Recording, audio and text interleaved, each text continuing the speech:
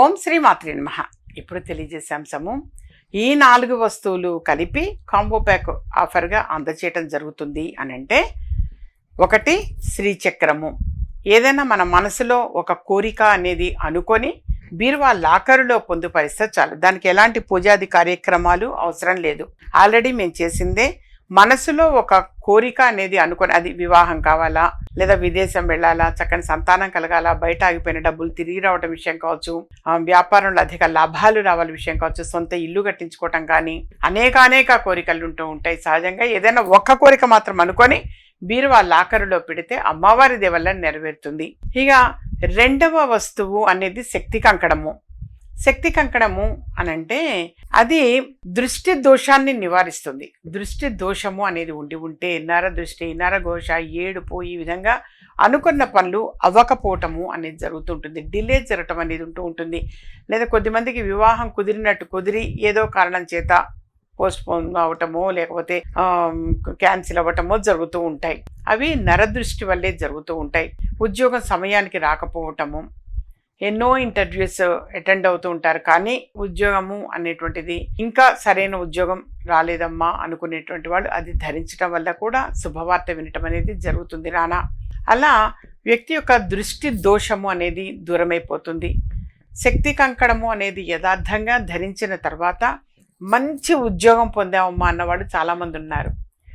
అలాగే చక్కని సంబంధం కుదిరింది అన్నవాళ్ళు ఉన్నారు. ఒక్కరు ఇద్దరు అని కాదు, కొన్ని వందల మంది తెలియజేశారు నాన్న. దాని పేరు శక్తి కంకణము.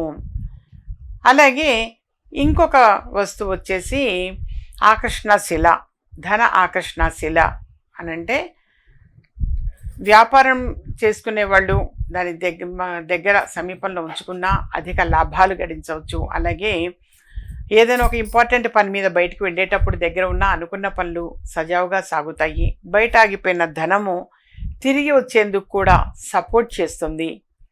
అలా ఏంటంటే ఆకర్షణ శిల దాని పేరు. మరొక వస్తువు మత్స్య యంత్రము. అది గృహంలో ఈశాన్య భాగంలో ఒక రాగి పాత్రలో ఈ మత్స్య యంత్రాన్ని వేసి నిండా నీళ్లు పోసి ఉంచటం వలన ఆకర్షణ అనంటే అది ఆ ఆకర్షణ శక్తి ఎక్కువ ఉండటము, అలాగే వాస్తుపరంగా దోషాలుంటే నివారణ అవ్వటము అనేది జరుగుతుంది. ఆకర్షణ ఏ విధంగా అనంటే ఏదైనా ఒక శుభవార్త వినటము అనేది కూడా ఒక యోగం. ఆ యోగం అనేది ఆ గృహానికి ఉండాలి. ఆ ఇంటికి శుభవార్త వినగలిగేటువంటి యోగం ఉంది అనంటేనే శుభవార్త వినగలుగుతారు. మంచి ఉద్యోగం వచ్చింది అని కానీ, చక్కని సంబంధం కుదిరిందని కానీ, లేదా కన్సీవ్ అయింది కోడలు కానీ కూతురు కానీ, ఇలాంటి వార్త విన్నారు అనంటే కూడా ఇంట్లో ఆనందదాయకంగా ఉంటుంది. ఆ శక్తి అనేది ఇంటికి ఉండాలి. తెలుసో ఏదైనా వాస్తుదోషాలు ఉన్నా కానీ తొలగిపోతాయి. కానీ ఇది సాధారణంగా అందరూ కూడా ఉంచుకుంటూనే ఉంటారు ఈ మత్స్య యంత్రము అనేటువంటిది.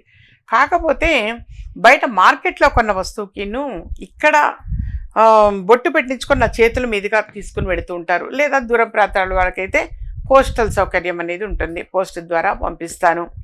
వాళ్ళు ఏంటంటే మీ దగ్గర నుంచి నేను తీసుకుని వెళ్ళానమ్మా, ఇమ్మీడియట్గానే శుభవార్త అనేది వినగలిగాము, వాస్తుపరంగా కలిసి వచ్చింది, అలా చాలామంది కూడా తెలియచేస్తూ ఉంటారు. దానికి అంత శక్తి ధారపోయటం వలన కలిసి రావటం అనేది జరుగుతుంది. మరి ఎన్నో అభిషేకాలు చేయటం కావచ్చు, కుంకుమార్చన కార్యక్రమాలు కావచ్చు, హోమాది కార్యక్రమాలు కావచ్చు, ఈ విధంగా మరి ఆ శక్తి ధారపోయటం వలన ఈ దైవిక వస్తువులన్నీ కూడా అంత అద్భుతంగా వర్కౌట్ అవుతూ ఉంటాయి. ఈ 4 వస్తువులు కలిపి శ్రీచక్రము, అలాగే శక్తి కంకణము, ఆకర్షణ శిల, మత్స్య యంత్రము, ఈ 4 వస్తువులు కలిపి కాంబో ప్యాక్ ఆఫర్ అని చెప్పేసి నిర్ణయించటం జరిగింది. అలాగే ఇంకా ఏవైనా సరే సమస్యలు ఉన్నాయి అని అనుకుంటే ఎప్పుడైనా వ్యక్తిగతంగా అపాయింట్మెంట్ తీసుకొని సంప్రదించవచ్చు. రాలేని వారైతే మన ఫోన్ అపాయింట్మెంట్ అనేది కూడా ఉంటుంది నాన్న.